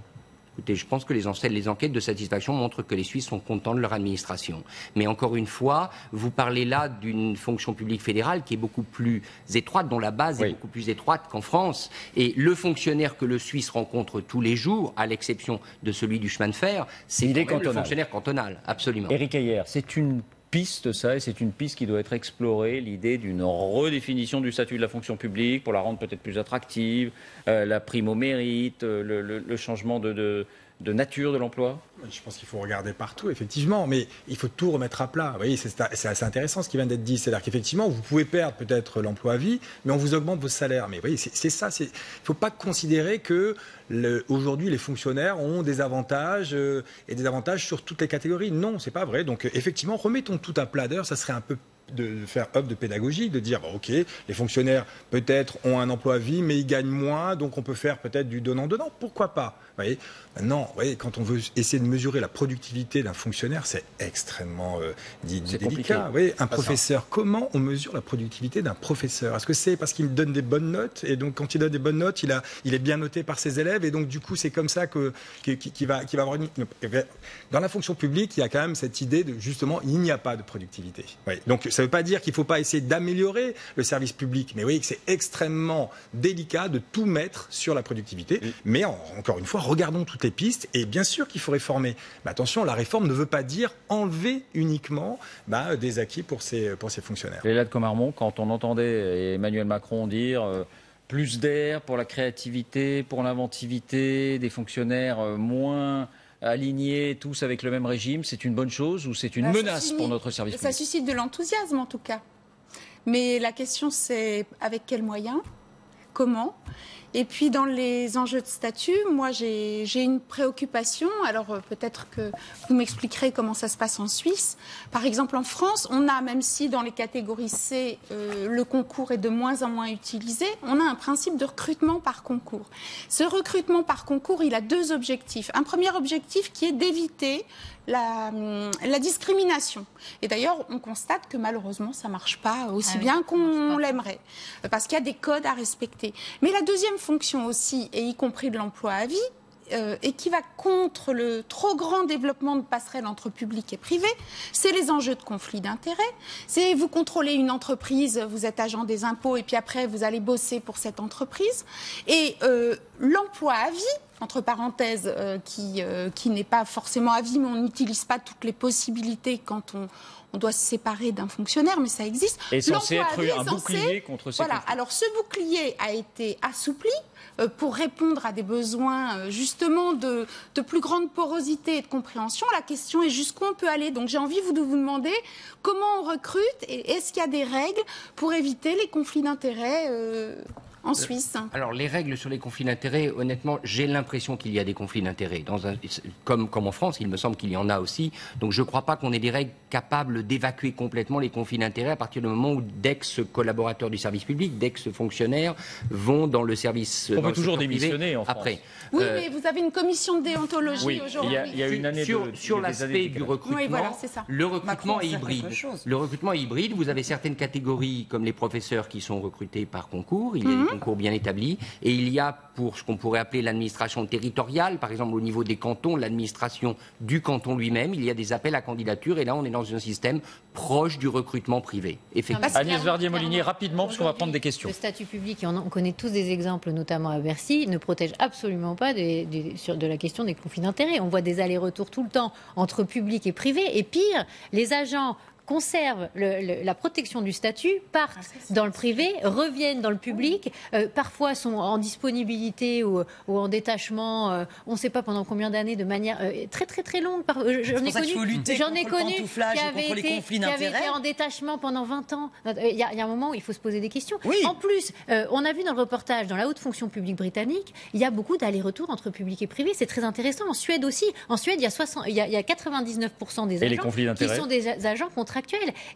Mais le sujet, c'est qu'il y a beaucoup plus de transparence aussi sur les rémunérations. Les 172 plus hautes rémunérations au Royaume-Uni, elles sont connues avec les noms. Aujourd'hui, en France, par exemple, à l'Assemblée nationale, on n'a pas les grilles de rémunération, on n'a pas les montants des primes. C'est là-dessus qu'il faut insister sur les opérateurs de l'État, c'est pareil. Et puis l'autre question, c'est que quand on veut nommer un contractuel à un poste de sous-directeur ou de directeur adjoint, donc c'est pas des postes qui sont nommés en Conseil des ministres. Là, il y a une préférence, enfin statutaire pour le titulaire. Si les syndicats font un recours, alors que quelqu'un qui est par exemple très très qualifié, motivé, qui a passé 15 ans contractuel dans une agence de l'État, par exemple, peut être finalement sorti du poste parce que c'est un titulaire qui était plus sur le point de vue du statut, qui avait la priorité. Et cette priorité-là, elle ne tient absolument pas compte des mérites, des qualités de manager, etc. Donc il y a un moment où il faut ouvrir. Effectivement, quand Emmanuel Macron dit il faut libérer, et je trouve que ce qui est intéressant avec l'exemple suisse, c'est que c'est les syndicats qui ont demandé au départ la votation et que finalement, il y a plus de 60% des Suisses qui ont voté pour la suppression du statut. Quelques questions de nos téléspectateurs.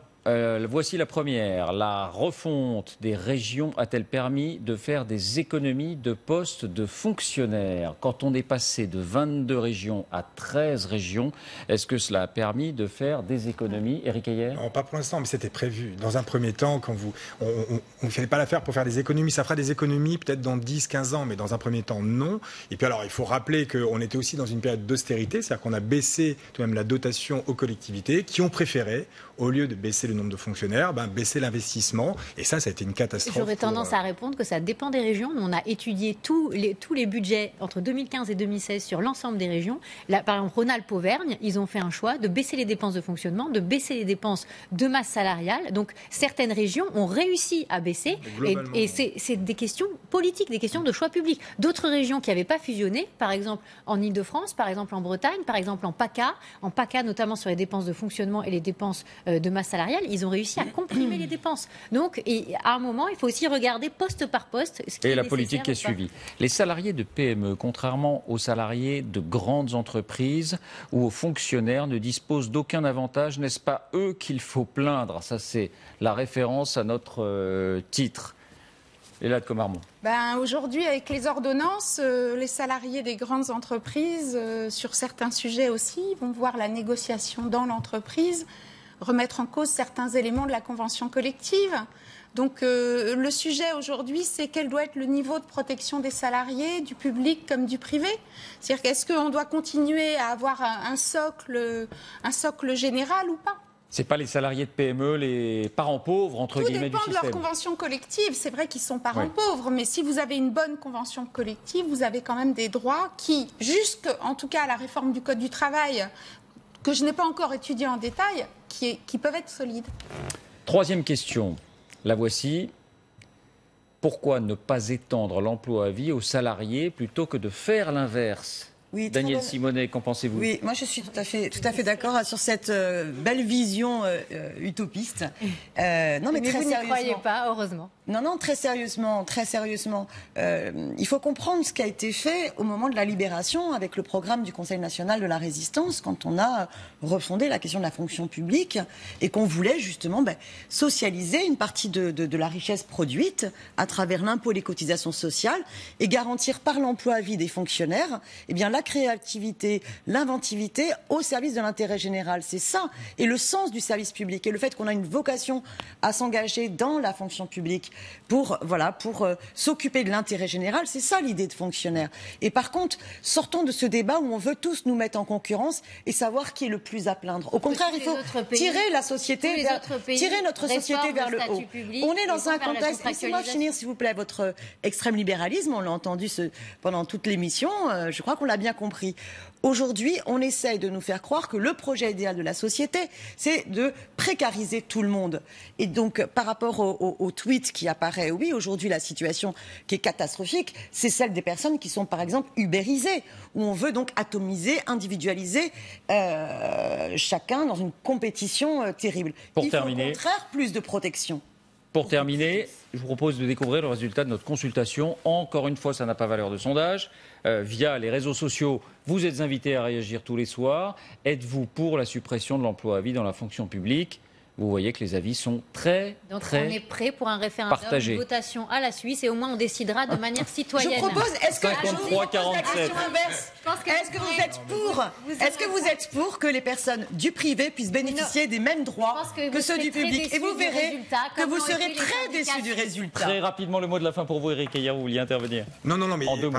Je pense que c'est absolument pas bon de mettre une classe par rapport à une autre classe. Donc, oui, effectivement, dans ce genre on a l'impression que... Non, mais c'est les fonctionnaires qui défilent demain. Donc oui, on mais est c'est les forcément fonctionnaires. amené Sauf qu'il y a moins de fonctionnaires en France que de salariés dans le privé. Donc voilà. effectivement, 5 millions, 15 oui, millions. mais donc du coup, ça m'étonne d'ailleurs que ce soit relativement 50-50 parce que serré, hein. normalement, avec beaucoup plus de salariés, on a tous un ami, un mari, une femme, mais donc ça veut, un père, ça veut bien dire que c'est pas. C'est intéressant ça. C'est le rôle d'amortisseur social. Dans une situation de crise économique. Voilà, je crois que le débat va continuer, même après le générique.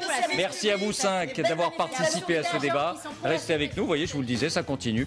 Dans un instant, Philippe Martinez, secrétaire général de la CGT, est notre invité.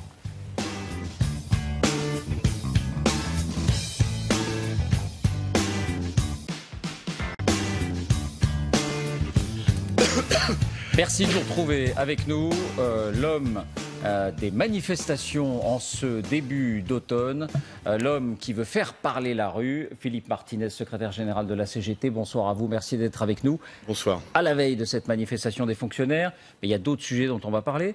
On va parler du Che Guevara, on va parler d'octobre 17 peut-être. Mais d'abord, cette réunion qui se tient en ce moment même entre tous les syndicats. Là, il ne s'agit pas des fonctionnaires, il s'agit des ordonnances et des autres sujets sociaux. Les 9 syndicats réunis, y compris la CFDT, y compris Force ouvrière, vont-ils réussir à faire front commun sur ces sujets-là? On ne connaît pas encore le résultat de cette réunion, mais dès ce matin, Laurent Berger, pour la CFDT, a clairement fermé beaucoup de portes. On l'écoute. Ça ne se joue pas principalement dans la rue, ça c'est sûr. Mais oui, les ordonnances, elles sont en application. Donc aujourd'hui, c'est dans les entreprises que nous devons nous mobiliser pour faire en sorte que le dialogue social soit vraiment efficient. Si nous voulons peser ensemble sur la réforme de l'assurance chômage, sur la réforme de la formation professionnelle, je crois que nous avons intérêt à parler d'une seule voix. Si c'est pour faire un baroud d'honneur, je ne crois pas que le syndicalisme, il a allé dans des barouds d'honneur. Vous êtes déçu, Philippe Martinez. D'emblée, il dit les manifestations sur les ordonnances, non, c'est pas dans la rue que ça va se jouer. Non, je respecte cette position. Je suis d'accord pour qu'on réfléchisse ensemble, d'ailleurs, sur l'avenir. Mais je crois qu'on peut réfléchir sur l'avenir et des sujets importants qui vont venir sur la table, et tout en montrant notre mécontentement. Il y a besoin que les salariés, demain il va y avoir une grosse manifestation, et je crois que la CFDT, enfin je crois pas d'ailleurs, je suis sûr que la CFDT sera dans la rue, la semaine dernière c'était les retraités. Oui, mais sur les ordonnances, Philippe Martinez, parce que c'était votre sujet, vous avez dit c'est pas fini les ordonnances, mais le gouvernement dit je vous recevrai, vous, Philippe Martinez et les autres, sur d'autres sujets, les ordonnances sont votées, elles vont être appliquées. C'est pas derrière vous les ordonnances? Non, c'est pas derrière nous. Je crois qu'on a eu un exemple significatif la semaine dernière, les routiers. Vous voyez, les routiers, ils se sont mobilisés parce que il s'est passé exactement ce qu'on avait dit, c'est-à-dire que les ordonnances influent directement sur le niveau de rémunération des salariés. Quand je vous avais dit, la dernière fois que je suis venu, la ministre a dit tout est possible. On a eu la démonstration avec les routiers. Eh bien, ils ont voulu discuter, ça n'a pas marché, ils se sont mobilisés, et bien ils ont obtenu des avancées pour eux qui a mis en difficulté le gouvernement. Vous savez bien que la réunion, elle aurait pu se terminer rapidement parce qu'il y a eu le dialogue social entre syndicats et direction et patronat, et c'est le gouvernement qui a fait traîner. Donc ce soir, vous dites encore, oui, jeudi, on peut obtenir le retrait des ordonnances? On peut obtenir le retrait des ordonnances et travailler sur d'autres propositions, un autre droit du travail. Martinez, c'est pas que Monsieur Manif. La CGT, c'est pas que les manifs. C'est aussi des propositions. Et vous savez très bien que nous avons fait des propositions au gouvernement pour renforcer le droit du travail. Car dire que le droit du travail est responsable du chômage, c'est un mensonge et c'est dommage fort dommage que le gouvernement continue à marteler sur cette question. Alors, Monsieur Banif, en tout cas pour demain, avec 8 autres... Je ne serai pas tout seul. Hein. Voilà, avec 8 autres syndicats. Au cœur de ces manifestations de fonctionnaires, il y a l'idée que la hausse de la CSG, elle sera compensée, et plus que compensée pour les salariés du privé avec la baisse des cotisations sociales, mais que pour les fonctionnaires, c'est un point d'interrogation. Et d'une certaine manière, le Premier ministre Édouard Philippe a répondu là-dessus ce matin sur Europe 1. On l'écoute. L'augmentation de la CSG sera totalement neutralisée pour les fonctionnaires. De deux façons différentes. D'abord, en diminuant les cotisations ou les contributions qui sont représentatives des cotisations salariales ou qui sont calquées sur les cotisations salariales, et ensuite par un versement de primes. Certains en ont, donc on va les baisser, d'autres n'en ont pas, donc on va accorder une prime qui permettra de neutraliser complètement l'impact de l'augmentation de la CSG. Donc ce sera neutre pour les fonctionnaires. Ce sera neutre, et par ailleurs, il y aura l'augmentation normale de la masse salariale dans la fonction publique. Ça veut dire une augmentation de pouvoir d'achat annuel d'environ 2% au global. Êtes-vous pleinement rassuré, Philippe Martinez, par ces explications? Pas du tout. Pas du tout. Et d'ailleurs, il n'y a pas que moi, les fonctionnaires ne sont pas rassurés. Il faut rappeler que les fonctionnaires ont eu pendant 7 années un gel de leur point d'indice, c'est-à-dire un gel de leur salaire. Il n'y a que l'année dernière, il y a eu un petit coup de pouce. Alors, mais vraiment un gel des augmentations générales de salaire. Mais l'augmentation à l'avancement continuait. Heureusement. Mais il faut des mesures qui permettent à tout le monde d'avancer. Il y en a qui avancent plus vite, mais pour aller acheter son beefsteak, on ne dit pas je vais être augmenté l'année prochaine ou dans 2 ans. Il faut payer tout de suite. Donc il y a besoin que le salaire soit revalorisé pour l'ensemble des fonctionnaires. Mais je crois qu'au-delà de ça, c'est... Mais sur cette question de la CSG, rassuré ou pas rassuré? Mais non, parce que on veut... Les cotisations sociales, c'est important, les cotisations. Par un tour de passe-passe, on essaye de nous expliquer que en baissant les cotisations, on va augmenter le pouvoir d'achat. C'est une bêtise. Parce qu'elles seront financées par la CSG. Les cotisations sociales font partie intégrante du salaire. On ne les touche pas. C'est un salaire qu'on ne touche pas tout de suite, mais quand on va chez le médecin, quand on va à la pharmacie, quand on est à la retraite, les cotisations sociales, elles servent à payer tout ça, ou à se faire rembourser les médicaments, ou à payer la retraite. Donc c'est du salaire différé. Mais je voudrais insister sur une chose. Les fonctionnaires, ils ont besoin de reconnaissance. Je crois que c'est, moi, dans mes visites, dans les rencontres que j'ai avec eux, ils en ont marre d'être traités comme des moins que rien, comme des feignants, comme des gens qui s'arrêtent tout le temps. C'est le cas aujourd'hui ? Bien sûr. De la part d'Emmanuel Macron ? De la part de M. Macron et du gouvernement, oui. Et c'était déjà le cas avec le gouvernement précédent. Et moi, il faut reconnaître ce travail qu'ils font tous les jours, dans des conditions difficiles. Allez un petit peu à l'hôpital, par exemple. Vous verrez des gens surmenés, qui, évidemment, au bout d'un moment, craquent. Ils sont donc en arrêt maladie et la réponse du gouvernement, c'est de dire on vous met un jour de carence parce que c'est pas normal que vous soyez arrêté. Il faut aller sur le terrain pour voir les conditions de travail. C'est absolument scandaleux comment on présente les fonctionnaires. C'est scandaleux. Et ils ne sont pas prisonniers, Philippe Martinez, d'un statut qui empêche le plus de souplesse dans la fonction publique? Non, le statut, il renforce le lien avec les citoyens. C'est ça. Je ne dépends pas d'actionnaires, je suis au service de la nation. Et mon boulot, je le fais au service des citoyens. Et par contre, le problème, c'est que petit à petit, on externalise un certain nombre de choses qui étaient faites dans le service public. Au secteur privé. Le salaire au mérite, c'est un tabou ?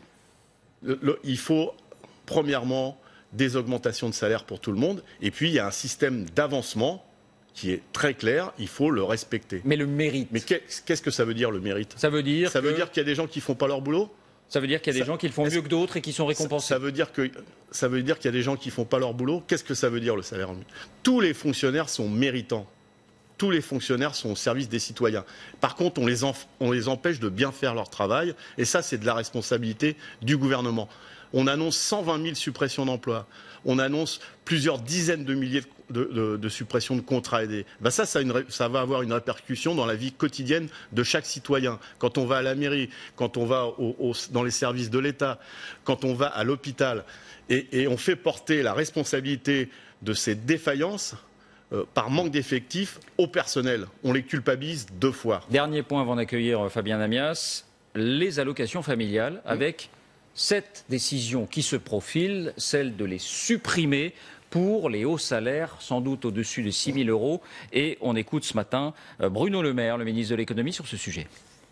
On réfléchisse de manière plus globale, à une politique familiale efficace, qui permet de conjuguer, une fois encore, éducation des enfants et travail, et que ça conduise à faire disparaître les allocations familiales pour ceux qui ont les revenus les plus élevés. Je vous dis très sincèrement, ça ne me choque pas. Ça ne me choque pas, c'était le 1er octobre en fait. Ça ne vous choque pas non plus ? Si, ça me choque, parce que les enfants qui naissent, c'est un principe, les allocations familiales, c'est toute nouvelle naissance a droit à une prime pour son éducation, etc. Quel que soit le revenu. Voilà, quel que soit le revenu. Ça ne doit pas être confondu avec des questions de justice sociale. C'est des économies de bout de chandelle, et c'est des économies où on essaye à nouveau d'opposer les citoyens entre eux. Moi, j'aimerais bien qu'il y ait une réflexion sur l'impôt sur la fortune, par exemple. Ça, c'est une injustice, vous voyez. J'aimerais bien qu'il y ait une réflexion sur la fiscalité. On accueille Amazon dans le nord de la France, vous avez vu, le président de la République y a été. Qu'est-ce qu'on fait pour que Amazon et d'autres payent des impôts dans notre pays, des impôts à la hauteur de ce qu'ils gagnent. Ça, ce sont des mesures de justice. Là, on essaye d'opposer les citoyens. Fabien Amias nous rejoint. Vous avez gardé Monsieur Manif. Avec un point d'interrogation. Ah oui. Bonsoir Fabien, mais vous l'êtes au moins pour demain, Monsieur Manif. C'est l'actualité du jour. C'est à vous, Fabien. Bonsoir. Alors, il y en a un qui, comme vous, pense que la contestation passe par la rue. Je ne sais pas si on l'appelle aussi Monsieur Manif, mais écoutez l'appel que vous lancez Jean-Luc Mélenchon, puisqu'il s'agit de lui, il y a 15 jours. J'avais deviné. Voilà, on l'écoute. Alors, on l'écoute. Notamment avec le mouvement social et les organisations syndicales, si elles le souhaitent, et nous sommes prêts à nous ranger derrière eux.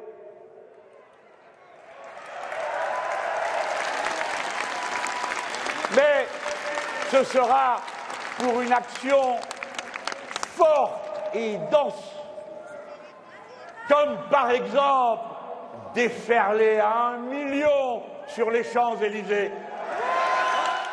Alors, il est prêt à se ranger derrière vous, ça il le dit, et à aller sur les Champs-Élysées. Est-ce que vous l'encouragez, vous le suivez, vous le précédez dans cette initiative? C'est ce qu'on dit depuis un certain nombre de jours et de semaines. Oui, tous les soutiens sont bons.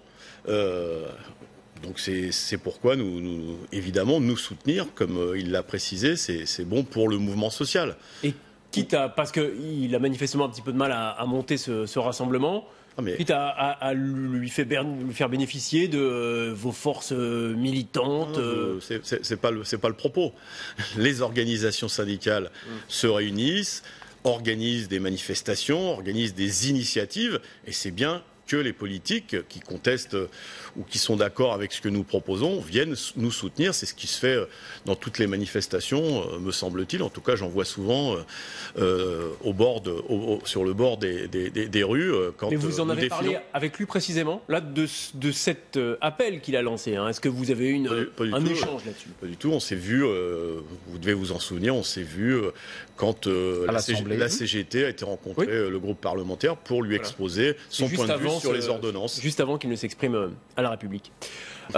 Philippe Martinez, aujourd'hui, Cuba, notamment, commémore le 50e anniversaire de la mort de Che Guevara. Est-ce que sa lutte est une source d'inspiration pour vous? Les formes de lutte, non, mais l'esprit qui animait les révolutionnaires cubains, oui, ils luttaient contre l'injustice, contre une dictature. Donc cet esprit qui consiste à ne pas accepter une dictature, de l'oppression, cet esprit qui consiste à dire il faut plus d'égalité, oui. Les formes de lutte sont, vous l'avez bien deviné, différentes entre aujourd'hui et la révolution cubaine. Mais une dictature qui a débouché sur une autre dictature. C'est un pays qui est victime, vous le savez, d'un blocus depuis qu'il existe, en tout cas depuis que les révolutionnaires cubains sont arrivés au pouvoir. Ça justifie tout? Attendez. En tout cas, il faut le dire.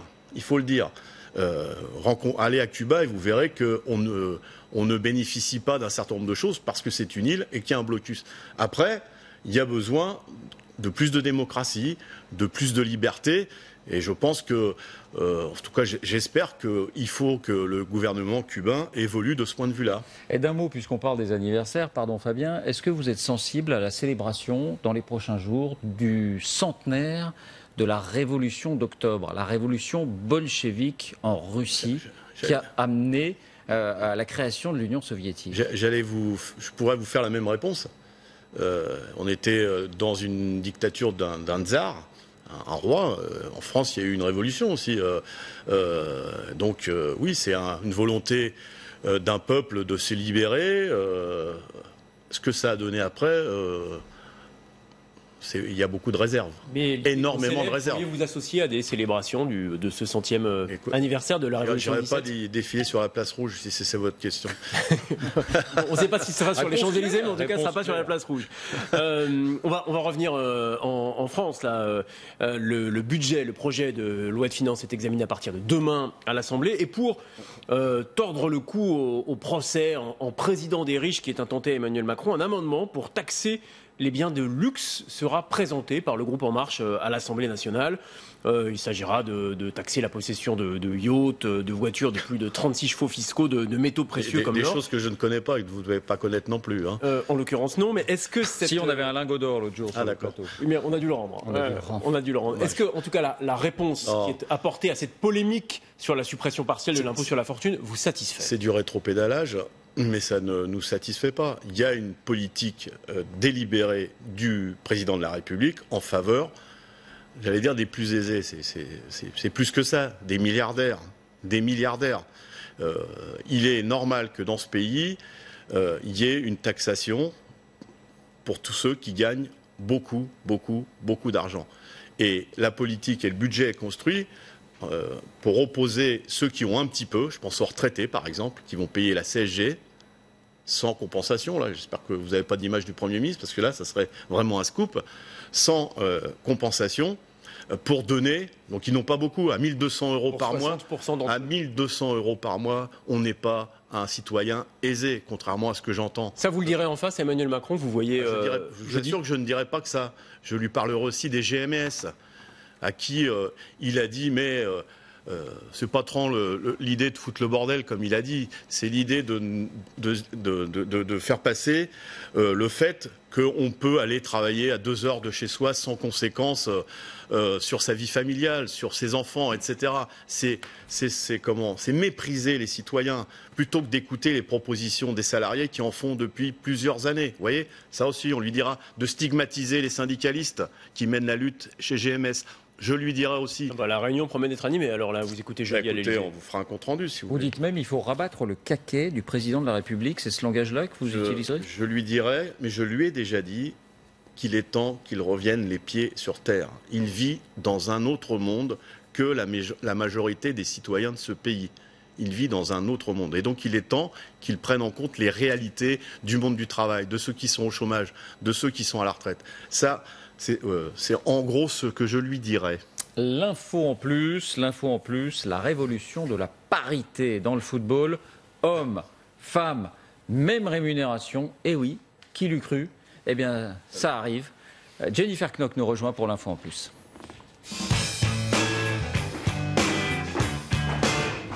Bonsoir Jennifer. Ça va vous intéresser, Philippe Martinez? Ah oui.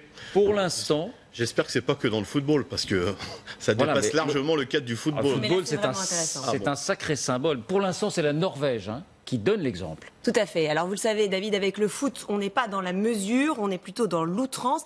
Et dans le match homme-femme, but à tous les coups, l'inégalité est parfaite et implacable. C'est simple, en France, les footballeuses gagnent 96% de moins que les footballeurs. 96%. Ouais, un exemple très concret. Regardez cette photo. Vous le reconnaissez sûrement. C'est Neymar, bien sûr. On n'a parlé que de lui et de son transfert mirobolant au PSG où il gagne plus de 5 millions d'euros bruts par mois. Tandis qu'elle, oulala, comment s'appelle-t-elle?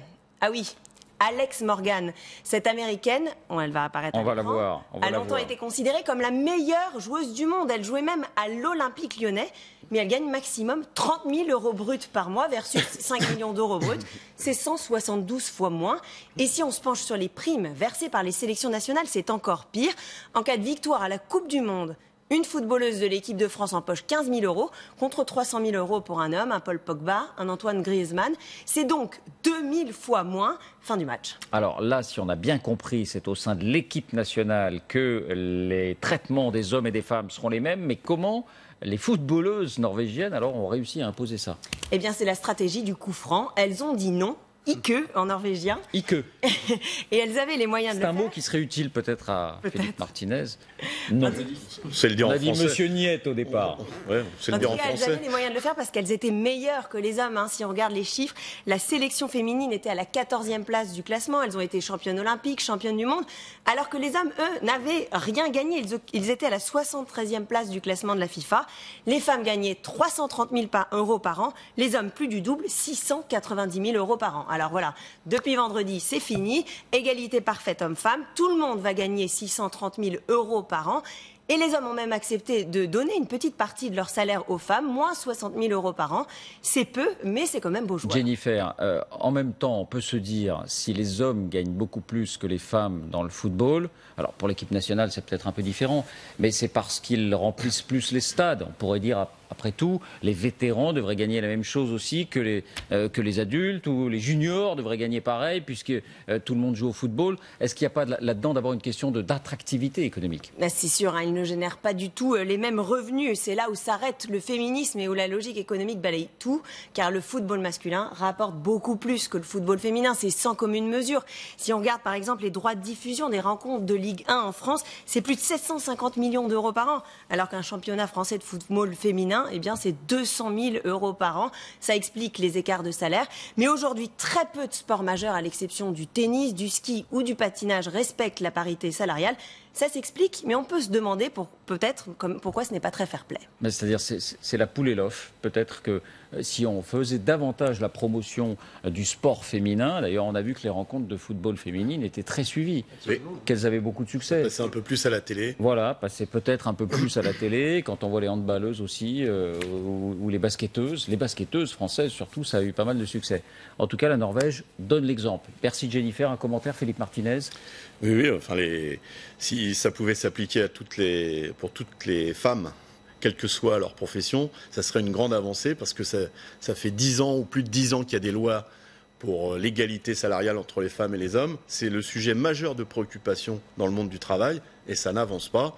Il y a besoin de taper du poing sur la table. Et d'un mot, vous serez stressé demain soir quand la Biélorussie entrera sur le terrain face à la France? Moi, je fais confiance à l'équipe de France. Toujours? Toujours. Donc vous êtes confiant pour demain soir? Comme samedi, le jeu n'était pas passionnant, mais je fais confiance à l'équipe de France. C'était limite.